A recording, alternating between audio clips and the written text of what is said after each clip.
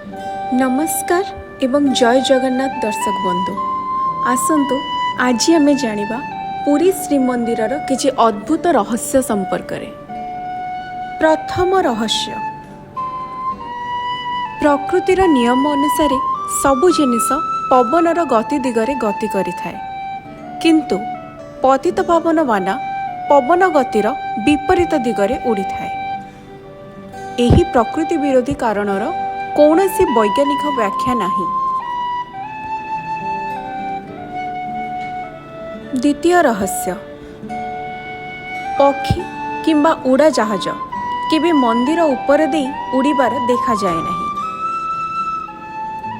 तृतीय रहस्य, पुरीर जेकोसी स्थान रे रही नीलचक्र आड़क मुह करी देखिले नीलचक्र आपणक सामना को मुह करिथिबा परे दिसे।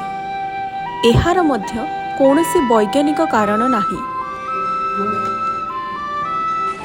चतुर्थ रहस्य, सिंहद्वार रे प्रवेश करिबा मात्रे आपण समुद्रर गर्जन सुनिबाकू पाइबे नहीं, किंतु पुरीर अन्य केउ स्थानरू भी समुद्रर गर्जन सुना जाए।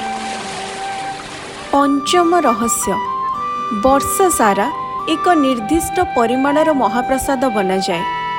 लक्ष लक्ष भक्त महाप्रसाद खाती, किंतु केबे भी नियंट हुए नहीं।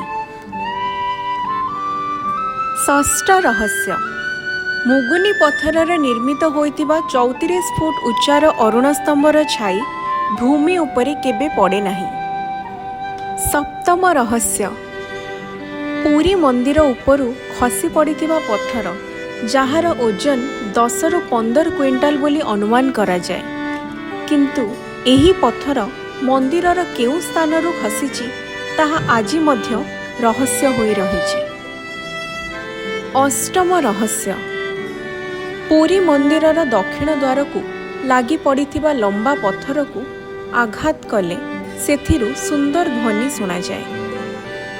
तेबे दर्शक बंधु, जदि पुरी जगन्नाथ मंदिर को नहीं यही रहस्य आपन को भल लगी थाए तेबे आम चैनल को सब्सक्राइब और वीडियो को लाइक और शेयर करंतु।